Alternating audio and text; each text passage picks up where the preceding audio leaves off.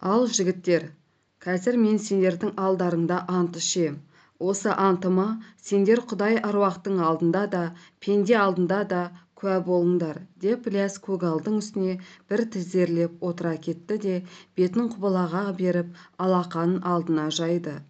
Мына атамекен көк шалғының үстінде ата-бабамның аруағының, анамның ақ сүтінің, өзімнің арымның алдында ант етемін.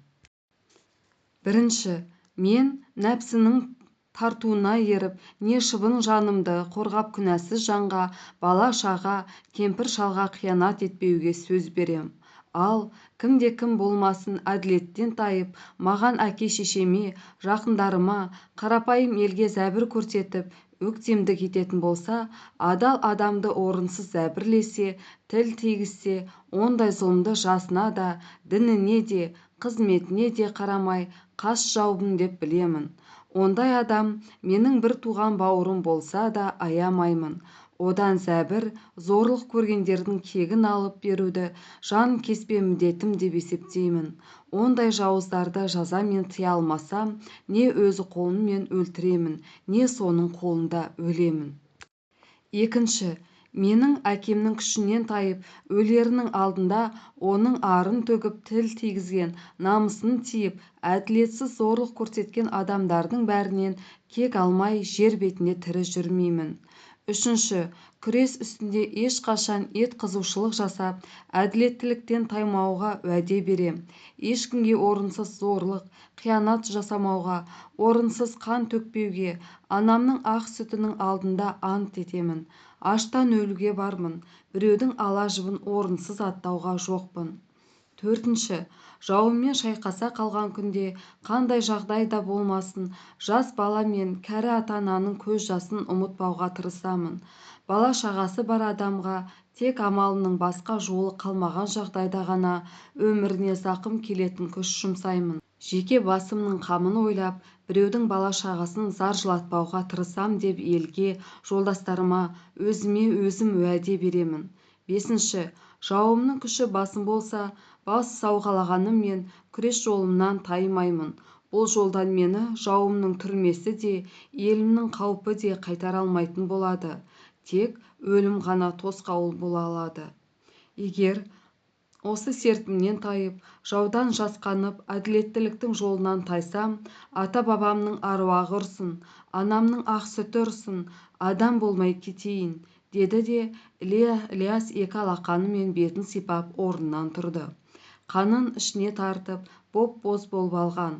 Сонан соң ұясына қарай еңкейіп бара жатқан күнге қарап тұрып, осы сертімнен тайсам, батқан күндей батайын, көмусіз қалайын.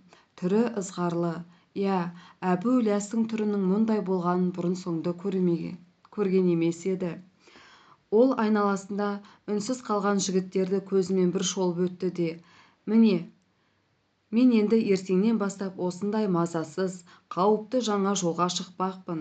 Өткен қызықты күндерім мен армандарымның бәрі енді ұмыт болмақ.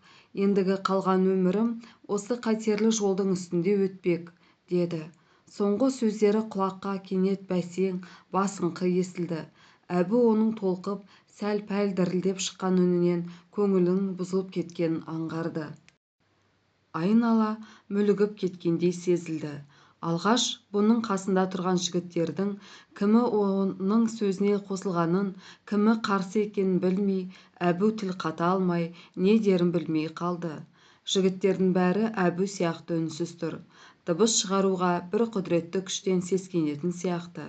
Әлден соң барып Ілиястың күңгірленген үні қайта шықты. Бұл қатерлі де қанды жолға мен басқа шарам қалмаған соң амалымның жоғынан түсіп бара жатырмын. Мейірбек сияқты иттер осы жолға түсуге мәжбүр етіп отырған жоқ па? Бұдан былай, егер ел аузынан мен туралы осы сертімнен тайғандай жаман сөз естісеңдер, сенбеулеріңді өтінем, бауырларым. Ал дұшпандарын дірілдетіпті деген сөз құлақтарыңа тие қалса, онда сөзінде тұрып, сертінен шықты деп жүрерсіңдер.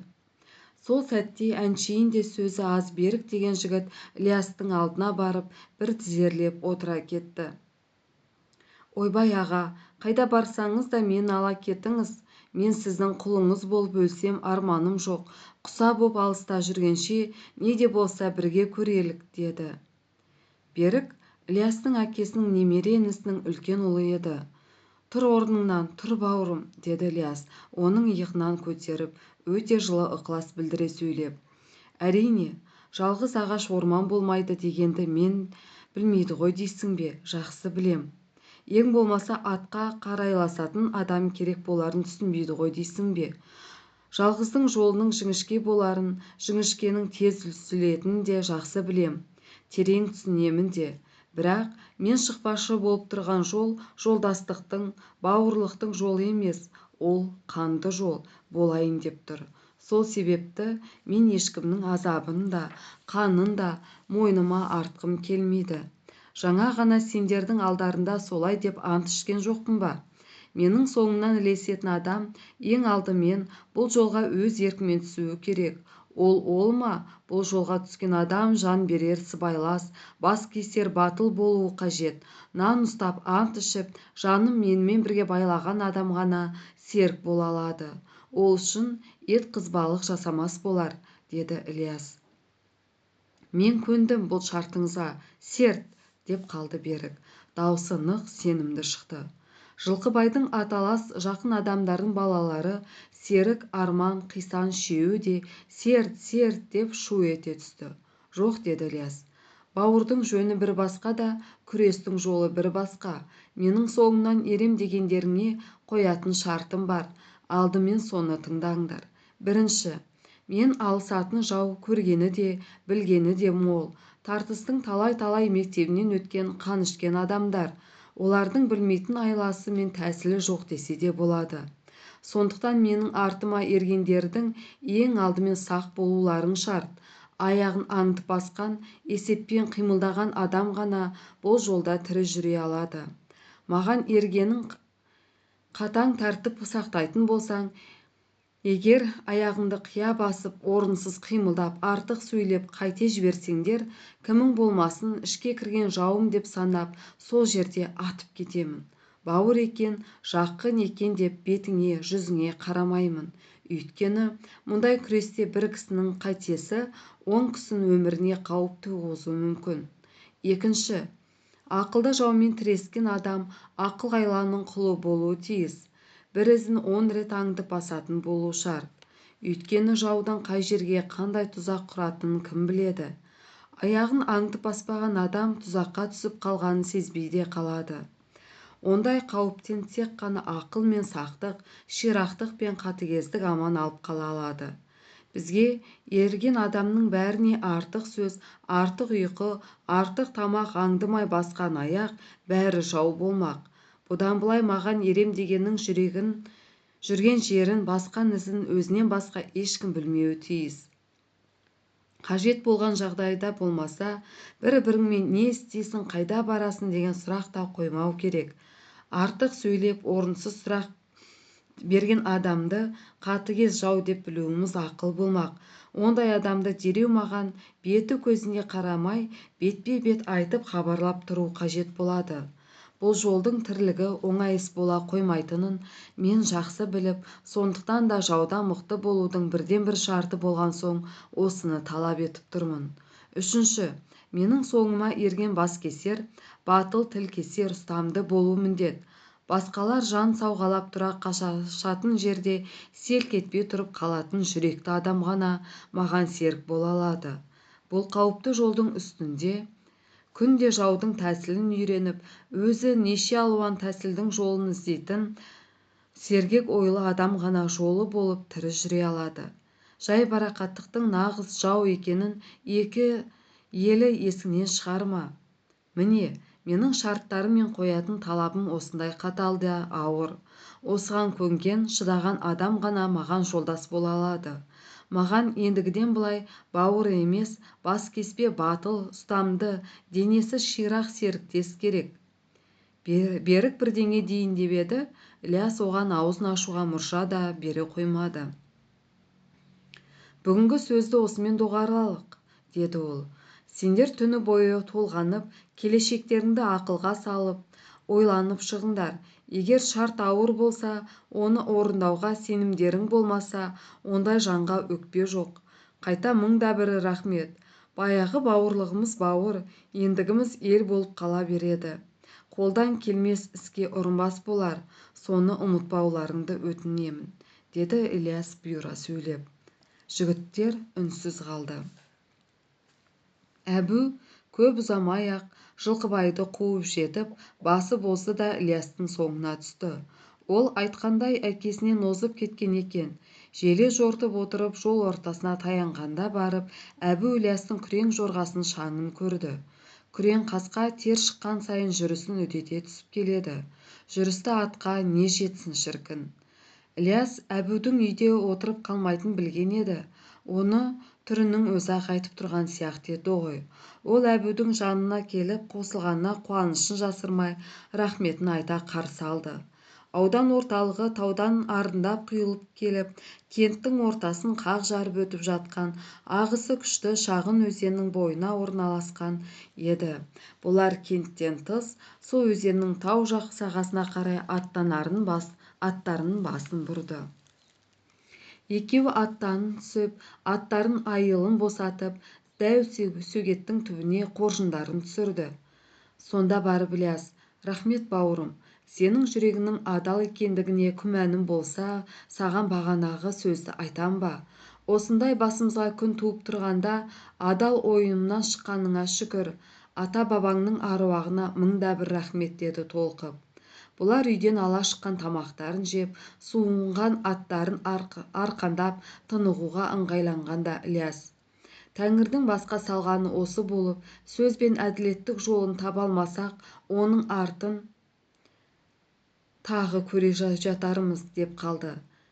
Бұл сөздің төркіні Әбу кейінірек барып түсінді. Күн қанша жылы дегенімен де тау сағасының таңғы самалы бойларын суытып, екеуі жерге жарық түсімен орындарынан тұрды. Күн алтын сәулесін жерге шашуы мұң екен, бозторғай қанатын дірілдете қағып, аспанда қалқып тұрып, жүрек жарды әніне басты. Өзеннің мөлдір суы әнге әуез қосты. Табиғаттың адам деген пенденің талас тартысында ісі жоқ сияқты. Әлем жадырап шыға келді. Шідерлеп жайылуға жіберген аттарын ұстап ерттеп алды да, екі дос Таңсәрі несібесіне ауыздарын тигізер-тигізбестен төтелетіп аудандық кәмпескелеу комиссиясы төрағасының алдына бір-ақ шықты. Қабағын көтермей отырып салқын қабылдаған бастық Ілиястың сөзіне онша құлақ аса қойған да жоқ. Көпшілік шешті, мәселе бітті, деп тұнжырап отырды да қойды. Басқа сөзге келмеді. Ілияс, көпшілікті 2 күн ұстап зорлықпен көндірген жоқ па, дей беріп еді, анау күтпеген жерден құйрығын бас кеткен күшіктей баж ете түсті. Шаруаның шешімін талқыға салатын сен кім едің? Жайыңа жүр, елдің шырқын бұзбай, деді ол тістеніп.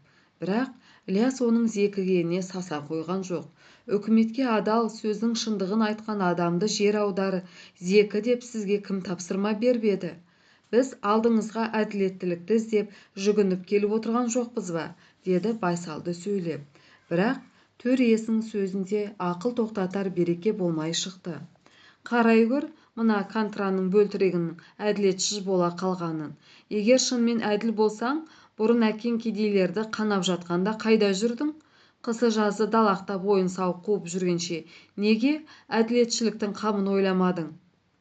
Әкем әділеттің жолын өзі ойлап тауып, бар малын қолдарыңа өзі өткізіп берген жоқ па еді? Жоқ, сенің есебі күшті әкең Совет үкіметі кедейлерді қанаушылардың жазасын бермей қоймайтындығына көзі әбден жеткен соң барып, амалының жоғынан малын айдап беріп отыр. Бірақ оның есебі өзгергенімен құлқы өзгеріп, кедейлердің досы бола қойған жоқ.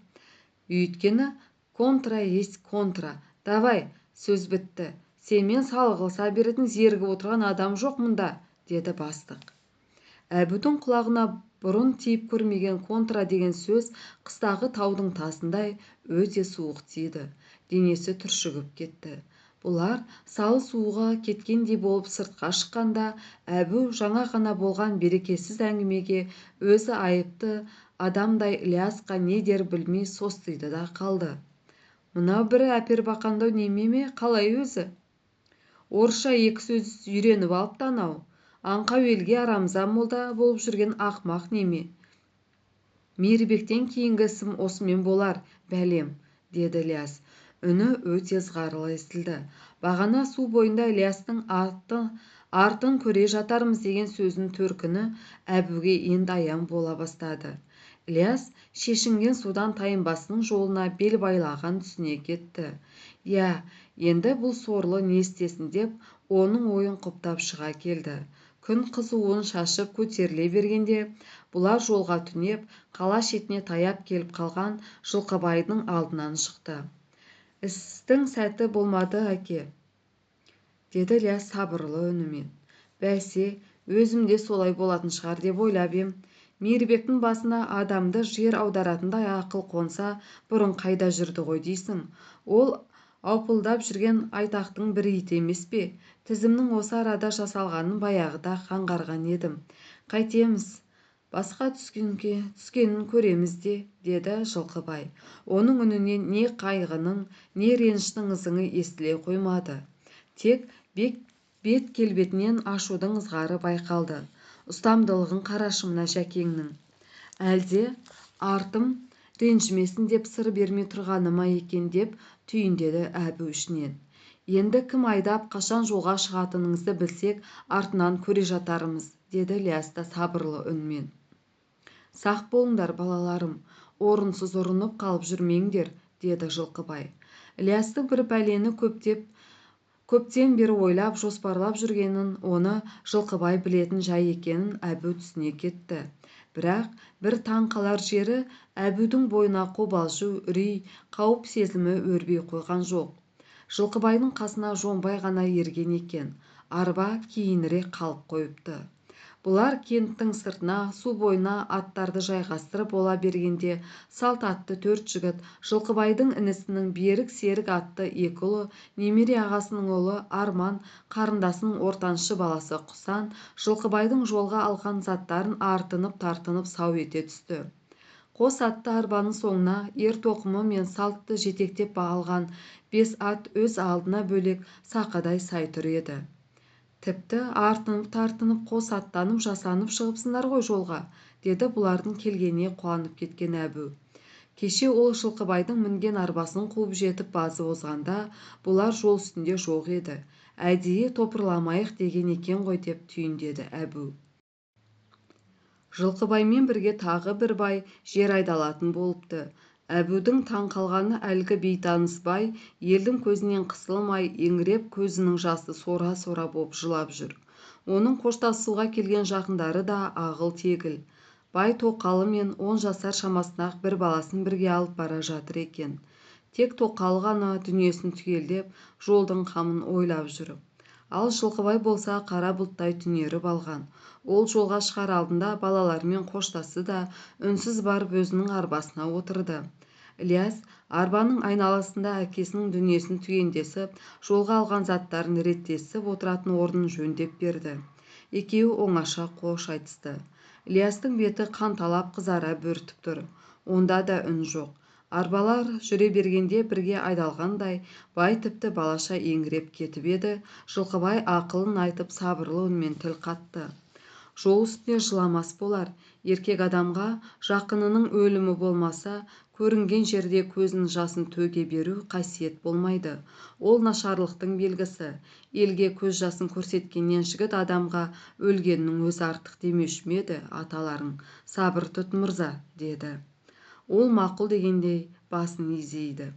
Жер аударылғандарды айдаушылар 3 арба мен күн әбден көтеріліп қыза бастағанда айдап жолға шықты. 2 арбада 2 айдалған адам мен бір-бірден милиция қызметкері, 3-ші арбада жол қамын ойлап тиелген тағам, айдаушылардың жүктері. Ол арбаға 2 милиционер бөлек мінді. 3 арбаны салт атпен қарауылдауға бөлінген 2 атты адам ілесті. Осы екеуі арбалар аудан орталығын шетіне шыққанда ілесе шыққандарға. Ары қарай туыстарына ілесуге болмайды. Осы арада қоштасып қаласыңдар, деп арбаның соңынан біраз жерге дейін ілескелі келген байлардың жақын туыстарын қақпалап арбаның соңынан жүргізбей қойды. Арбамен қатарласа жаяу келе жатқан Ілияс түнерген бойы атына қарай бет алғанда барып, көңілі бұзылыңқырап келе жатқан Әбу де топырлап жиылған атты адамдардың тобының сыртына қарай сырылып шыға берді. Бірінші күні жолға кешігіңкіреп шыққан көш орталықтан көп ұзай қоймады. Небары 25 шақырымдай жол жүріп, күн батар алдында бұлқыныңа ағып жатқан Шарын өзенінің бойына көпірдің түбіне келді де аттарын басын тартты. Арада шай қайнайтын уақыт өтер-өтпестен-ақ салт атпен бұларды серік қуып жетті де аттан секіріп түсіп Жылқыбайдың қасына келді. Шаршап қалған жоқсың ба, әке? Жоқ, осы арада түнейтін түріміз бар. Жолға шықпай жатып шаршасам, онда не болмақпын? Шаршайтындай жол жүре қойған жоқпыз ғой, тәйірі. Сонда барып айдаушылардың біреуі серікке қарап: «Ей батыр, бізді сөзге қалдырып қайтесің? Әкеңнен қалғың келмесе еркің өзінде, бірақ бізге жұғыса бермей бөлек жүр, тәртіп солай», деді жайбарақат үнмен. «Бопты, отағасы», деді де серік артық сөзге келе қоймай мақұл бола кетіп: «Ең болмаса жер шетіне шығарып қайтайын дегенім ғой, біз де елміз ғой». Серік асықпай қимылдап атына мінді де суды жағалай өрлеп, көзден ғайып болғанда барып Жылқыбай арба үстіндегі қоржынына қол тигізді. «Жолға алған біраз дәм бар еді, жігіттер», деді ол айдаушыларға қарап. «Бұзылатыны болса ертерлік жерлік». Оның бұл сөзіне ешкім жоқ дей қойған жоқ. Шарының бойы бір жұмсақ десе болады. Сарқырап аққан екпінді судың лебі өзен бойына барсаң болды, күн қанша күйіп тұрса да денеңді ерекше сергітіп жібереді. Сол жүріп шалдыққан адамның тынығатын жері осындай болатын шығар. Айдаушылар ерен ағаштың құп-құрғақ шырпысына лаулап жатқан отқа шәугім ілді де алдыңғы арбаның қасына дастархан жайды. Қанша пәлен дегенмен олар да адам емес пе? Айдаушыларға да көптің ырду-дырдуы әсер етпей қоймаса керек. Жасы келіп қалған адамдарды елінен бөліп алып, құлақ естіп көз көрмеген жерге айдау жүрек тебірентпей қойсын ба? Айдаушылар осы жайды сездіре Жәкеңе сый-құрмет көрсетті. Жылқы кісінескенше дегендей шай-тұз араларын жақындастырып жіберді. Бір жолдың үстінің адамдары болған соң айдаушылар да, айдалғандар да жылы сөйлесе отырып дәм тартысты. Шайдан кейін көңілдері жадырап, бойлары босап, әжептәуір рахаттанып қалды. Адам неге көнбейді ғой дейсің? Бұлар қараңғы түскенде жұптарын жаса қоймады. Алдарына әдейі бет көрісіп отыру үшін жаққан оттың сәулесі түсіп, ала көлеңке жарық көңілдеріне сүйеу болып тұрғандай сезініп біраз отырысты. Осылайша қаннен қаперсіз отырғандардың үстіне бір топ жігіт сау ете түскенде айдаушылар қарсылық көрсетпек түгілі отырған орындарынан тұрып қимылдай да алмай қалды.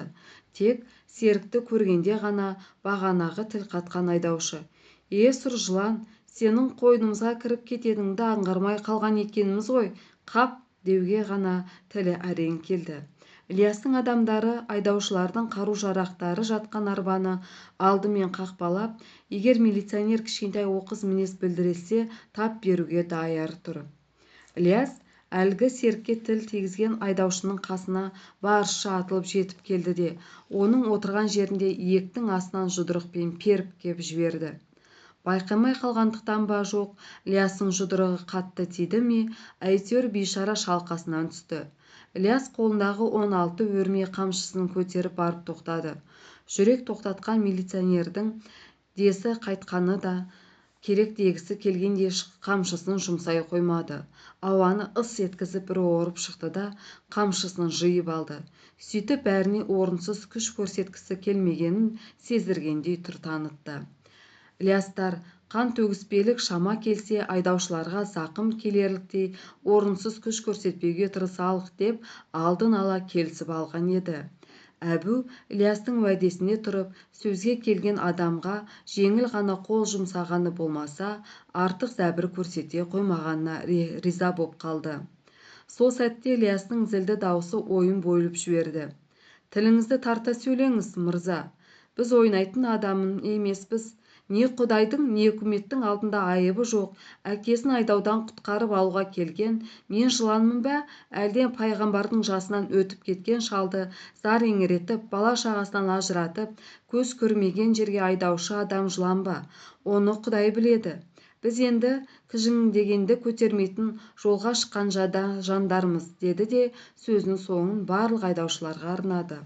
Жігіттер, біз сендерге орынсыз зиян зорлық жасамаймыз. Амалдың басқа жолы қалмаған соң, белі иіліп күші тайған әкемізді опасыз айдаудан босатып алуға мәжбүр болып келіп тұрмыз. Әрине, сіздерге басшыларының тарапынан сөз келуі ықтимал, оны да түсініп тұрмыз. Бірақ басқа шара қалмаған соң не істелік? Амалсыз күш жұмсауға тура келді. Соны түсінулеріңізді өтінемін. Төрінен көрі жуық әкемнің ең болмаса денесін ата-бабасының қасына қоюға мүмкіндік беріңдер деп қанша жалынсақ та бәтшағар бастықтарын былқ етпей отырып алды ғой. Міне, енді қолда басқа амал қалмаған соң күш жұмсауға тура келді.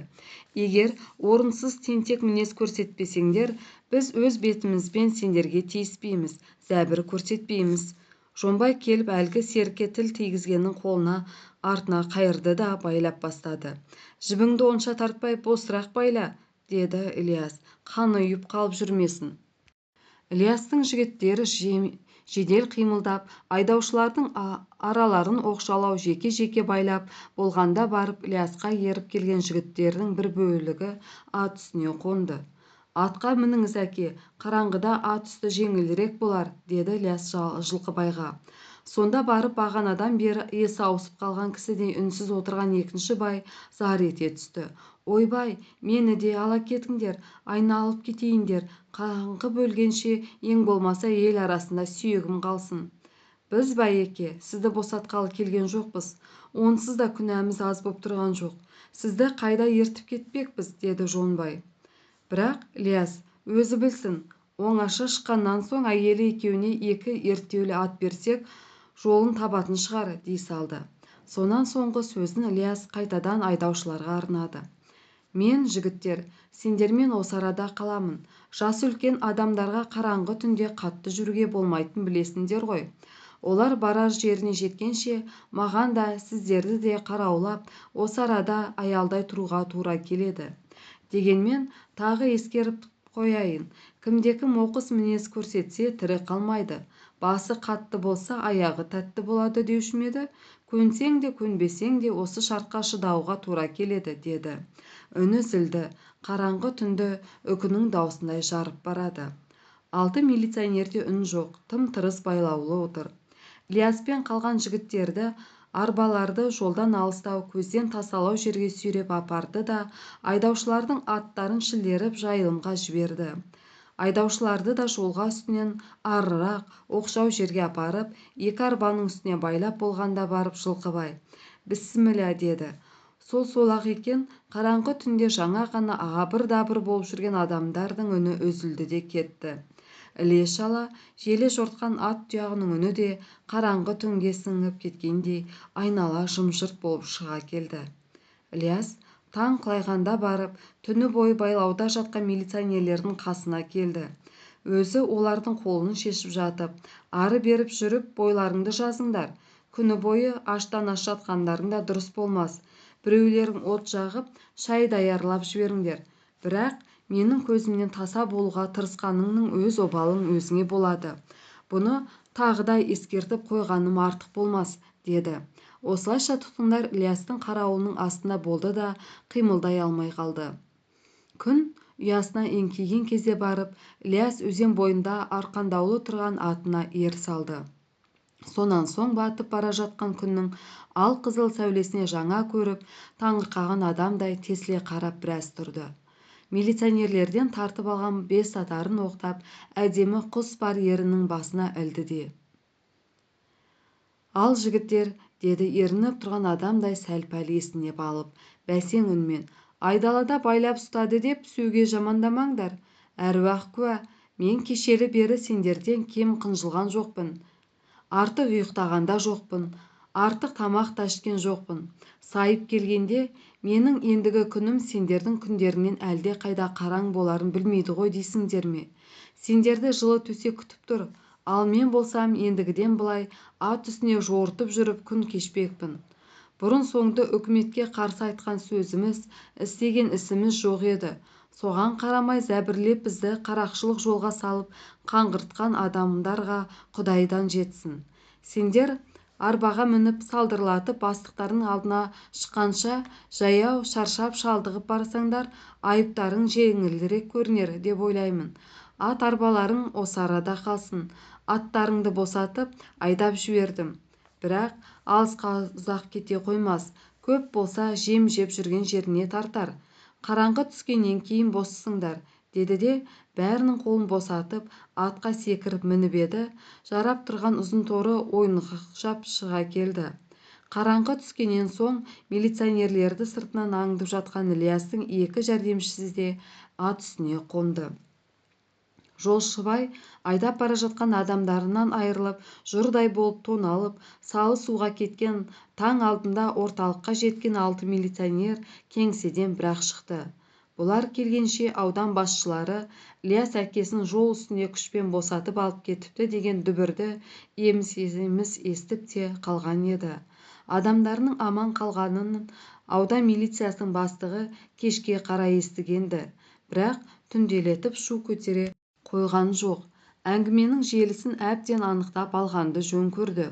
Шу шығарғанда не бітірмек? Кеше әкесін босатып алып қашып кеткен Ілиястың адамдарының ізін түнде қайдан тапсын? Оның үстіне милиционерлердің мылтықтарының оқ дәрісімен тартып алып кеткен жау осы ауыл болмағаны. Ауданның милиция бөлім начальнигінің орынбасары Кәрбозов әпербақанда ұрма мінезі бар, жоқ нәрсеге күйіп-пісіп шыға келетін адам еді. 6 қызметкері жол үстінде міндетін орындай алмай, айдаған адамнан айырылып, сүмірейіп келіп тұрғанын көргенде, Кәрбозовтың аузынан ақ ит кіріп, қара ит шықты. Контра деді, қоян жүрек қорқақтар деді, әйтеуір қол жұмсалмады, демесең басқаның бәрін істеп бақты. Ол кезде аудандағы заң орындарын негізінен ОГПУ-дың уәкілі басқаратын еді. Аупарткомның ауатком деген үкімет орындарының дүрдеген аты болмаса, заң орындарына келгенде ықпал жүргізе алмаушы еді. ОГПУ-дың аудандағы өкілі шала-пұла қазақша білетін, бұрын Қызыл ұланның қызметкері болған, орта жасқа келіп қалған Темнов деген адам еді. Оның аудандағы уақ-түйек шаруашылық жұмысына араласа бермейтін әдеті бар. Ел арасында сол себепті ол кісі туралы жаман пікір айтыла қоймайтын. Ал аудандық милиция бөлімінің бастығы Қартбаев болса, іске берілген, бірақ іскерлігі болмаса, пәлен дегеп айта қоярлық оқығанын жоқ жігіт еді. Болды, деді ол Кәрбозовқа әңгіменің мән-жайын ат үсті сұрап білген соң. Ендігі әңгімені Темнов жолдасқа хабарласып, бәріміз ақылдаса отырып жүргізгеніміз жөн болар. Мыналар ол кісі келгенше жуынып-шайынып оразасын ашып алсын. О, есі құрсын бұлардың, есі кеткендер, деді Кәрбозов күйіп-пісіп. Бірақ бастығының бұйрығын орындауға тура келді. Кәрбозов Темновтың іш жияды, қатты сескенеді. Тағдыры соның қолында тұрған соң қайтсын. Темнов көп күттіре қоймады. Ол келгеннен кейін үшеуі 6 милиционерді шақырып алып оңаша сөйлесті. Қайне, болған жағдайды толық айтып беріңдерші, деді Темнов байсалды үнмен. Сонда барып, алтауына басшы етіп бекіткен бадырақ көз Мардан деген милиционер тілге келді. Шарынның бойына келгенде күн ясына қарай ауып қалған еді. Біз өзеннің бойында түнеп, шалын шөпке аттарды тойдырып, ертесіне таң қылаң бере жолға шыққанды жөн көрдік. Текебұлаққа дейінгі екі ара шөлейт болған соң түнделетіп жүрсек, аттар зорығып қалама деп ойладық та, ат басын ертерек қайырғанды жөн көрдік. Оның үстіне екі ара жол дала. Жолшыбай ат сұрағатын бұлақ жоқ болатын соң, асықпай жүргенді жөн көрдік. Арбаларды тоғарып, аттарды терін бассын деп қаңтарып қойдық та шайдың қамын жасадық. Жолға алған дастарханды жайып отыра бергенде бір топ адам үстімізге сау ете түсті де еш жиюға мұрша бермей басып қалды.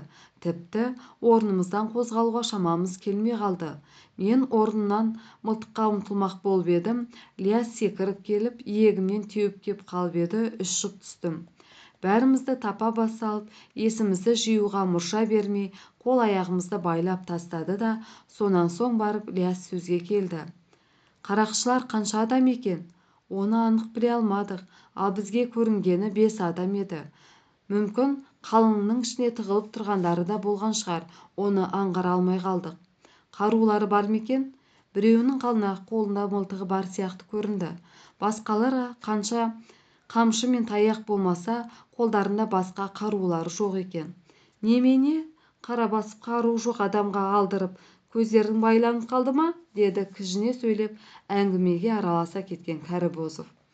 Бас салған жаудың қолында қандай қаруын барында байқауға шамаларың келмей, қорыққаннан естерің ауып қалғаны ма соншама? Шынын айтсақ, тосын басталған соң шамамыз келмей қалғаны рас. Қол-аяғымызды матап, әрқайсымызды жеке-жеке алғашқа байлап, айналамызға көз салуға мұршамыз келмеді. Ілиястың адамдары ширақ қимылдап, арбаларды көзден тасталау жерге тоғайдың ішіне апарып тастаған кезде айнала қара көлеңке тартып қалған еді. Олар бұдан соң бізді топырлатып екі арбаның үстіне апарып байлады да қолдарына біздің қаруларды алды. Соған қарағанда олардың пәлен деп ауыз толтырып айтарлық қарулары болмаған сияқты. Кәрібозов қызбалақтап, тағы бір нәрсе дегісі келіп еді.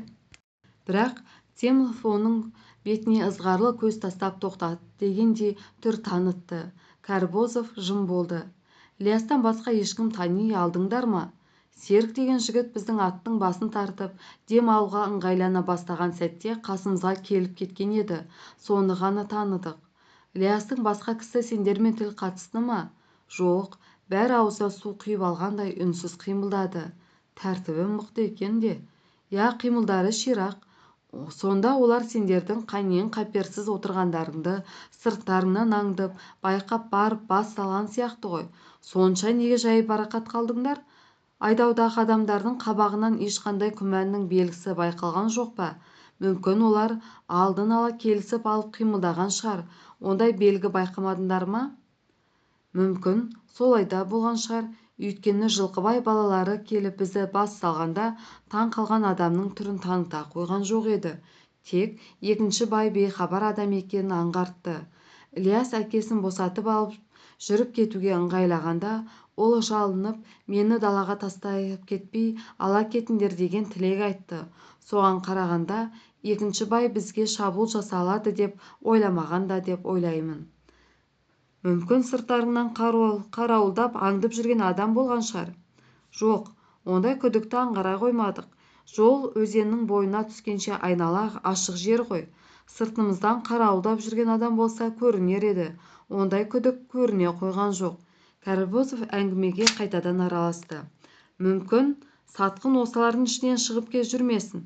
Істің беті әбден ашылып анықталғанша бұларды қамап тергеуге алғанымыз дұрыс болар еді, жолдас начальник, деді ол.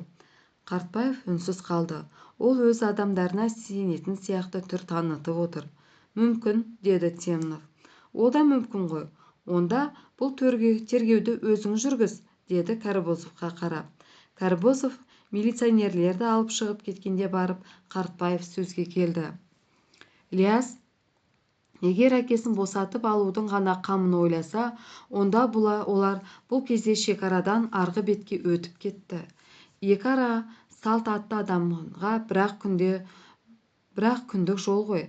Ал егер бандылық жасамақ ойлары болса, онда бізге істің алдын алып, ерекше шара көруге тура келетін шығар. Я, 6 мылтық бір тапанша аз қару емес әрине. Тек әр мылтыққа 50-ден ғана оқ болғаны дұрыс болды.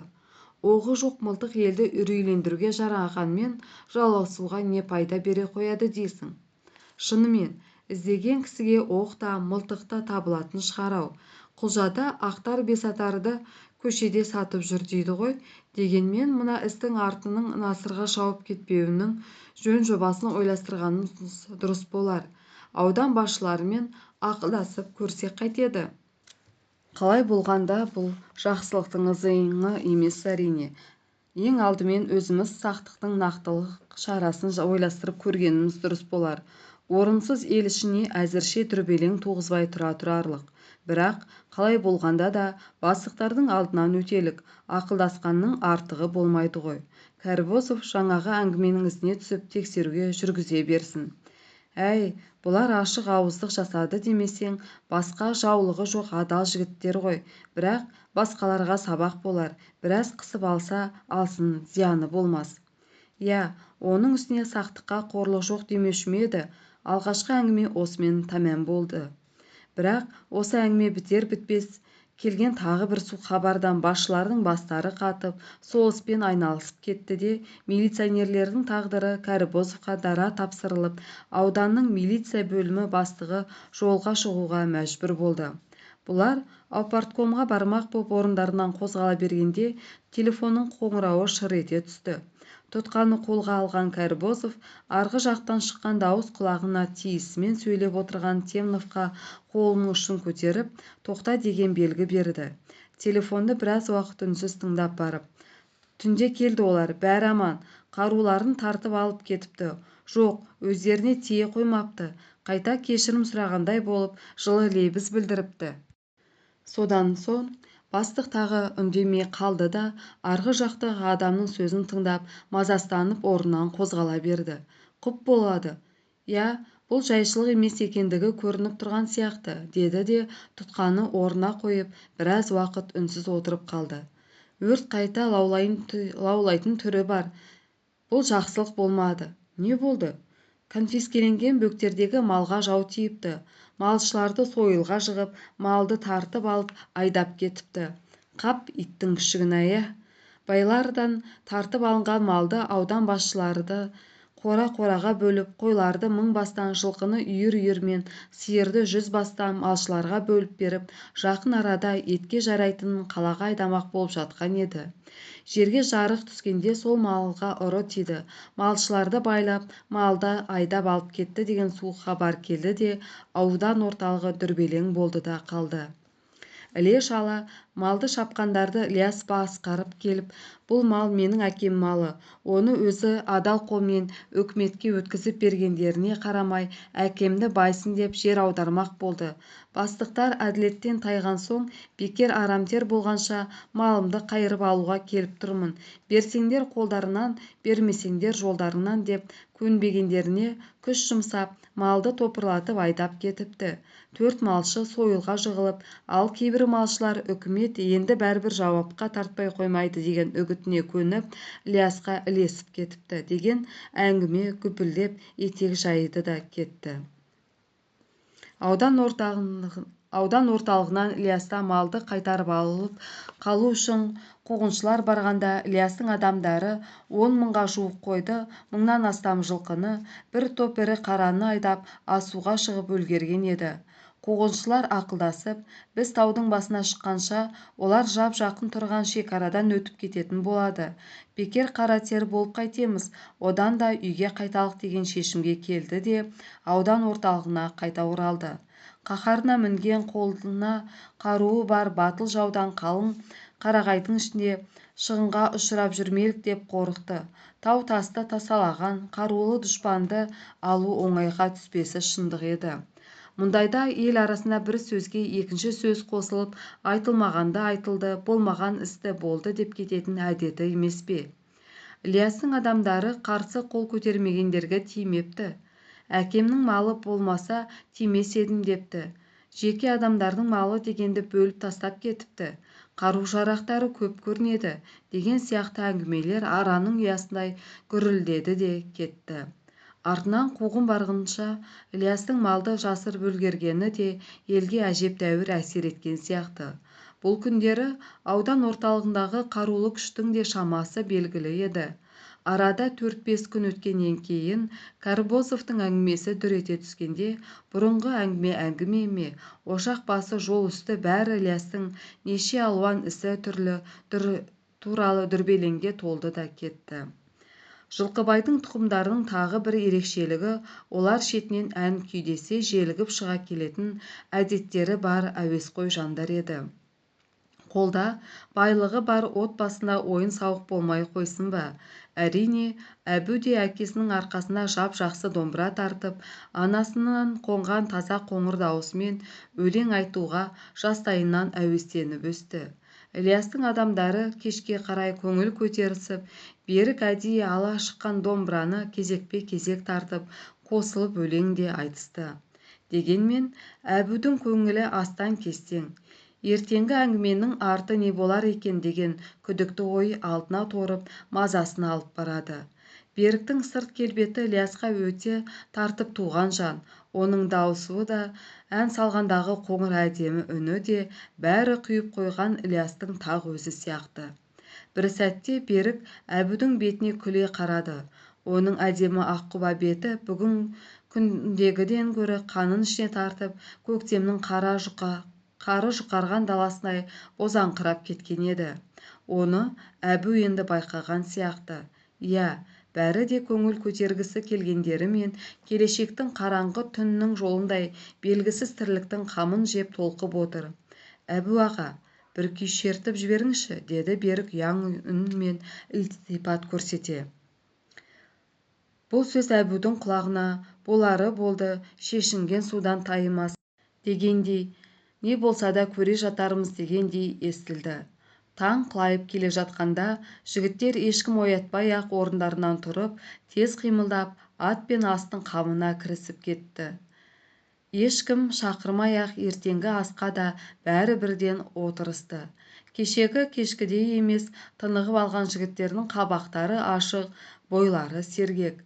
Бәрі жабылып, ертеңгі асқа отырысымен Ілияс: «Ал жігіттер, мен осы шайдан кейін кешегі ант берген жолыма шығамын.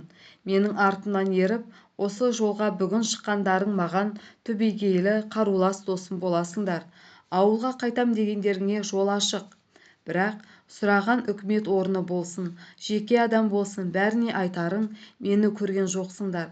Қайда баратынымды да білмейсіңдер. Сұрай қалған адамға кім болмасын артық сөзге келмеулеріңді өтінемін», дей беріп еді. Су бойына жиылып шоғырланған отырған жігіттер бірден лап беріп, орындарынан өре тұрысты да «Серт-серт» деп ду ете түсті. Үндері тау бүркітіндей шаңқылдап, қарағайдың ішін жаңғыртып жіберді. Ілияс орнына тұра бергенде Әбу: «Ендігі артық сөздің дәмі бола қоймас. Бәріміздің жолымыз біреу ғана болатын болған соң, сөзді малтада есе бергенде не шығады ғой дейсің», деді. «Серт», деді Ілияс. «Серт-серт» десті басқалары да. Әбу Ілиястың әкесінің көпе-көрнеу қаңғытып жер айдауға жібермей алып қалғанын әділ шешім, дұрыс деп ұғынды. Сайып келгенде қанша бай дегенмен Жылқыбайдың үкімет алдында жер айдай қоятындай қылмысы жоқ еді ғой. Ілиястың әкесін алып қалу шарасын ақылға салып, әбден ойластырып, қан қызулық жасамай, басқа амалы қалмады деген пікірге елдің көзін жеткізіп барып, жол үстінде босатып алған ісіне өте риза болды. Ендігі Әбудің толғанғаны Ілиястың бұдан былай бастықтардың көзіне түсуге болмайтын өз емес-ау, оның соңына ілескендердің бәрінің жолының тарылып қалғаны еді. Ілиястың жастарды алдын ала ескертіп, бойын сергітіп, басын бос ұстағандарына да риза әрине. Иә, ендігі жол қауіпті екені кімге болса да аян. Алда-жалда Кәрібозов сияқты әпер-баққанның қолына түсе қалсаң, атып тастамағаны мен түрмеде шірітіп өлетініңді не күмән бар, болар іс болды. Түрмең не, тастың қуысы не, Алла тағала мені со бастан осы Ілиястың бір жіпке жаратқан шығары сірә, деп ойлады да, осы соқпақ жол үстінде не көрсем де Ілияспен бірге көрермін деген тиянақты шешімге келді. Ілиястың қасына ерем дегендерден қатаң тәртіп талап етуін, көңілдерді көмескеленуіне, еріктерін өздерінде деген сөзінің бәрін ақыл көрді. Мұндай жолда әрине жүрек тоқтата алмайтын жақынының жауыңнан жаман болып шығуы да күмәнсіз жай ғой. Басы қатты болса аяғы тәтті болады деген мақалдың нағыз жүретін жері осы жол шығар-ау деп те түйіндеді. Қасына еріп шыққан жолдас туыстарын Ілиястың алдын ала ісіме жараса аусылар жарар деп таңдап барып ілестіргенін Әбу бірден аңғарған еді. Өзіне оның бірден жүр деп қауіпті жолға шақыра қоймағанына да ризалық сезіммен қарады. Әрине, әке алдында баласының жолы бір басқа да, құда жекжат деп аталатын ағайынның жөні бір басқа ғой. Бұны қатерлі жолға тартқан Ілияс қана емес, Жылқыбайдың өзі сенім артқанын да жақсы түсінеді. Аттарын жемдеп, ертеп болғаннан кейін Ілияс: "Ал жігіттер, ендігі жолымыз қалай болмақ, соны ақылдастық. Жалғыз жүрсем ғой бір жөн, өзім ойыма өзім жол болар еді. Енді бір топ болып, сап түзегеннен соң қандай мәселе болмасын, бәрін ақыл таразысына салып шешкеніміз жөн болар" деді. НКВД-ның басшылары не шара көрер екен, соны аңдысын аңдысып көрсек қайтеді, деді Әбу, түнде ойлаған ойын ортаға салып. Онда біреуіміз аудан орталығына ақырын барып, не боп жатыр екен біліп келсек дұрыс болар еді, деді Ілияс. Қараңғы түнде жүргендей болғанша істің аңдысып аңдып, олар не істеп жатыр екен соның мән-жайын толығырақ біліп алған соң шешім қабылдасақ ақылға мият, іске де жеңіл болар еді.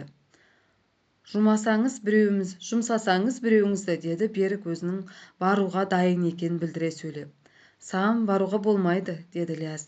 Сенің түрің маған тартып тұр. Bir көрген адам шырамыта кетуі мүмкін. Жомбайға да бұлай орынсыз жау көзіне түсе беруге болмайды. Оның үстіне оны милиция қызметкерлерінің жартысы түсінен танитын болып қалды. Әкемнің қасында жүрген жерінде көргендер де аз емес шығар. Бұл ауыр іске түсі бейтаныс, жүріс-тұрысы қарапайымдау, жүрек тоқтата білетін кісі керек.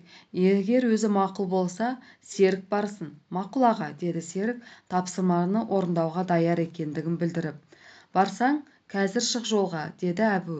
Серік барсын деген сөзді мақұл көріп, тапа-тал түсте Ілиястың адамы ел ішін қақ жарып аудан орталығына келеді деп ешкім ойлай қоймас. Тек орталыққа тау жақтан емес, төменгі жағынан кіргенің жөн болар. Көңілдің түйсігіне аз ілінерсің. Жөн, деді Ілияс. Мен де осыны ойлап едім. Кенттің ішіне кіріп алған соң милиция үйіне жақын бол. Көбірек біліп өзің аз сөйле. Орынсыз сұрақ берем деп көзге түсіп қалып жүрме. Кейбір жайды өз көзіңмен көруге тырыс. Дегенмен байқа, аузыңа сақ бол. Біреу-міреу біздің сөзімізді сөйлей қалса, не бізді тілдей бастаса, ондай сөзге араласпа. Еш нәрседе ісі жоқ адам сияқты бола сал. Біз күш жұмсаған бейшараларда не болды екен, соны да біле келерсің. Серік жолға шыққан соң Ілияс жолдастарына тамақ жасауға керек отын түсіруді, бастарына көлеңке жасауды нұсқады. Өзі де жолдастарынан қалыспай бірдей қимылдап көңілді жүрді. Ең алдымен қосты қақпалап, алыстау жерге қарауыл қойып, қалғандары егер аудан басшылар күш жиып іздеріне түсе қалса, қалай бас сауғалап, қалай қару қолдану жайы ұзақ сөз болып, ақыл кеңес құрды. Біз қуғыншылар көп болса, жақын келтірмеуге тырысуымыз керек. Қарулы күшке орынсыз дүрсе қоя беріп, еш нәрсе өндірмейміз. Ал ылғи бас сауғалай берсек, олар бізді басынып алады да, ел арасында абыройымыз төгіледі. Сондықтан олардың күтпеген жерін аңдып жүріп, жөні келгенде бас салып, тосынан опыр-топырын шығарып, есін кетіріп, өзіміз іле-шала іс тастап, жалт беріп кетіп отырсақ, ісіміз оңға басар еді, деген ойын Ілияс сыбайластарына тереңірек түсіндіре кетті. Түс ауа жолдастарына кезек-кезек мылтық атқызып мергендікке жаттықтырды. Шығарған оғымыз бекер кетпеуі керек, сонда ғана ізімізге түскен жау іш жия жүретін болады, деген ақылын айтты да жолдастарына. Серік кеткен күннің ертесіне таң атар алдында аман-сау қайтып келді. Аудан орталығы жалпы тыныш, деді ол аттан түсер-түспестен. Тек Жылқыбайды жер аударуға айдап бара жатқан жерінен баласы босатып алып, қашып кетіпті деген ғана әңгіме гуілдеп жүр екен. Ілияс Серіктің аман-сау оралғанына жоғалған дүниесі табылғандай мәз болып, қуанышын жасырмай інісін еркелетіп қарсы алды. Жарайсың, рахмет, деді ол Серікке. Сезіктенгенетіндей ешбір бөтен әңгіме естіген жоқсың ба? Жоқ, әкемді айдап бара жатып айырылып қалған алтауды қамауға алып тергеп жатыр деген әңгімені ғана естідім. Ол жай белгілі ғой. Карбосов солардың ортасына сатқын адам бар деп күмәнданып, тергеуді өзі жүргізіп жатса керек. Оны кім айтты? Ауаткомның алдындағы асханаға барып түстеніп едім, сонда бір үш жігіт әңгіме ғып отырды. Серіктің барлауының қорытындысы Ілиястың конфискеленген малды басып алып, айдап кету туралы батыл шешім қабылдауымен тынды да, аудан орталығы бұрынғыдан әрі у-шу болды да кетті. Артынан Іле-шала Карбосовтың қолға түсіп масқара болғанын естіген елге Ілиястың жүрек жыртқан батылдығы ерекше әсер етті. Үкімет адамдарының Ілияс тобының жер аударуға айдалғандары күш жұмсап босатып алған қылығына қарсы шұғыл шара көрмей қоймағанына әбу таң қалды. Алғаш аудан орталығы астан-кестен болып күш жиып бұлардың ізіне түсетін шығар деп ойлаған еді. Ола болмай шықты. Бұның ақыры Ілиястың Карбосовтан кек алуымен тынды. Әбу пәленің үлкені енді болатын шығар. Әйтеуір кемпір-шал бала-шағаға зиянымыз тиіп жүрмегей еді деп толғанып іштей қынжылып қояды. Карбосовтың кек алған күні Ілияс оның ойын байқап қалғандай түр танытты. Аудан орталығынан алыстай бергенде еті қызып алған атының тізгінін тартып Әбуге жанаса берді. Әбу, сен енді осыдан ауылға бір-ақ тарт. Егер біреу сұраққа ала қалғандай болса, мен ерте кетіп қалғанмын. Әкемнің ауруы қолымды байлайтын болған соң, олардың ісіне араласқаным жоқ деп отырып алсаң, сен кедейге не істей қояды ғой дейсің. Көп болса, бір-екі күн сұраққа алатын шығар. Егер артық ұстап бара жатса, біз ел арасына кедейді жазықсыз қамап зорлық көрсетті деген сөз таратармыз. Тіпті болмай іс насырға шауып бара жатса, оны тағы көре жатармыз, деді. Өздерің не істемексіңдер? Біз бір-екі күн аңдып көреміз. Қазірше аудан орталығынан біздің артымыздан түсе қоятын күш шыға қоймас деп ойлаймын. Олар ес жиып бізге тиісетін болса, оны тағы көре жатармыз. Негізгі кеңсайды ықтап артын аңдимыз. Біз алда-жалда керек бола қалсақ, сол өңірден іздерсің. Жігіттерге тамақ, жататын орын керек болмай ма? Оны ойладың ба? Оның жарасы бірдеңе болар. Ер азығы мен бөрі азығы жолда деп жортып жүрген дәстүрі бар халықтың баласы емеспіз бе? Мен шамам келсе, әрбір ауылдан бірлеп-екілеп тыңшылар тағайындап, бастықтардың не ойы бар екенін біліп тұруға тырысып бағармын. Егер әңгіменің аяғы осы ырду-дырдумен біте қалса, өзім барып қолдарына берілсем, соңыма ергендерге тие қоймас деп те ойлаймын. Болмай бара жатса, арғы бетке өтіп кетерміз. Онда барып не жаримын ғой дейсің? Одан да қан төгіспей тұрғанда бітіскенің жөн болар. Оны көре жатармыз. Ілияс атының басын бұрды. Қараңғы түнді жамылып, Ілиястың жігіттері де желе жортып барады. Әбу атының басын тартты. Сол жағынан жоғын іздегендей қиқулаған байғыздың үні естілді. Парлаған ат тұяғының үні әп-сәтте жым болды.